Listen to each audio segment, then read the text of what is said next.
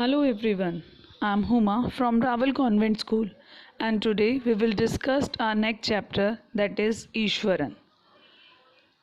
The person you see on screen is R.K. Lakshman. He was an Indian cartoonist and a storyteller. He belongs to Karnataka. He was best known for his creation, The Common Man, and for his daily cartoon strips in Times of India, which started in 1951. He was contributed one of the famous Indian serial Malgudi Days. Now let's start with the summary of the chapter. There are two lead characters in this chapter, that is Mahindra and Iswaran. Mahindra was young, simple and unmarried man who could adjust in any kind of odd situations and condition. Ishwaran was his cook who attached to him and followed him everywhere he went for his job. He called him as an asset.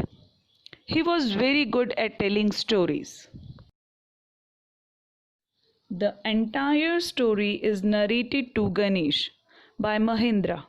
We can assume Ganesh as Mahindra's colleague or a friend. This time he had been shifted to a chemical plant.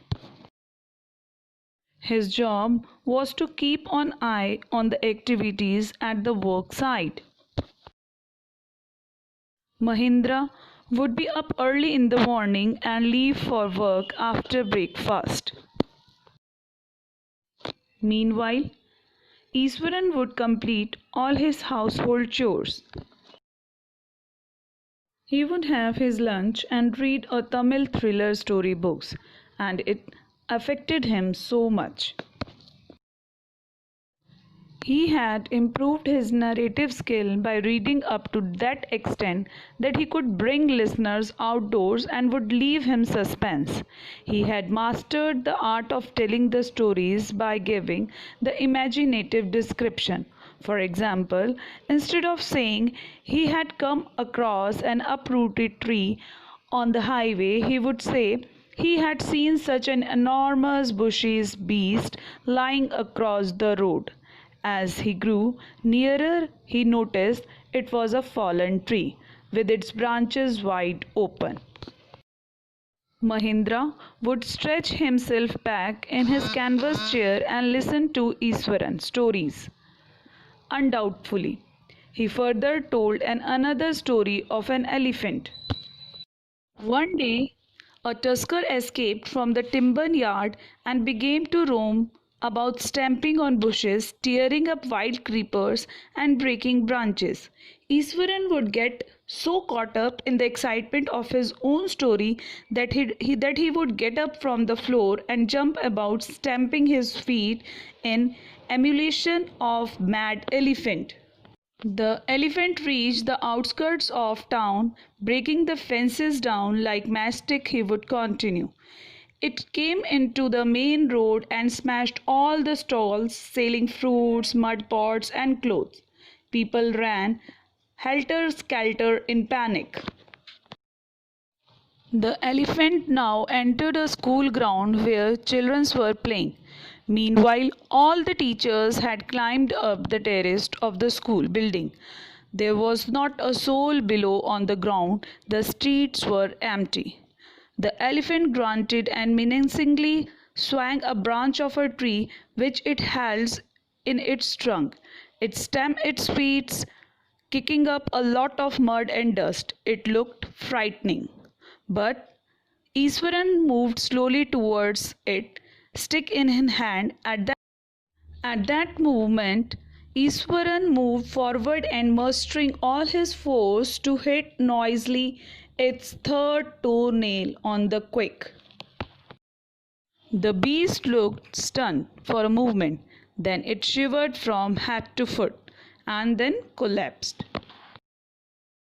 At this point, Ishwaran always leave the story unfinished to warm meal for Mahindra, and he would only finish the unfinished story when he was reminded of. When Mahindra asked Ishwaran of managing the giant elephant at a small age, he would proudly say it was a Japanese art to paralyze the nervous system of an animal for quite some time, and then Mahavat was called out who took elephant back. One morning, when Mahindra was having breakfast, Ishwaran asked Mahindra, can he make something special for dinner tonight? After all, today is an auspicious day. According to tradition, we prepare various delicacies to feed the spirit of our ancestors. Mahindra readily agreed and later enjoyed the spontaneous meal prepared by Ishwaran.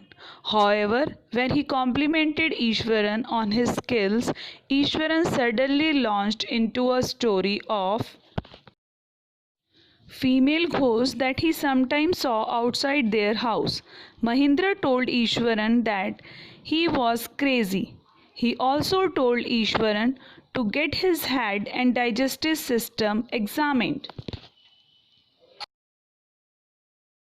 However, from that day, Mahindra felt ill at ease every night. He would check for movement outside his window. One night Mahindra heard a strange noise outside his window. He saw an indistinct figure holding what appears to be a bundle. Ishwaran's story came back to him. Mahindra became sweating out of fear. He fell back onto his bed and waited for this feeling to pass. Finally, he convinced himself that it was a trick and went back to sleep. The next morning, Mahindra had forgotten about the previous night. However, just as he was leaving for the work, Ishwaran remembered him of how he had laughed at Ishwaran's fear.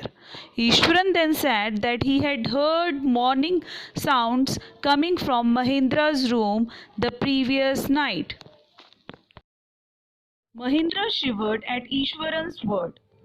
He rushed to his office to resign, determined to leave the very next day. Thank you, and I hope that it helps you in understanding this chapter more clearly.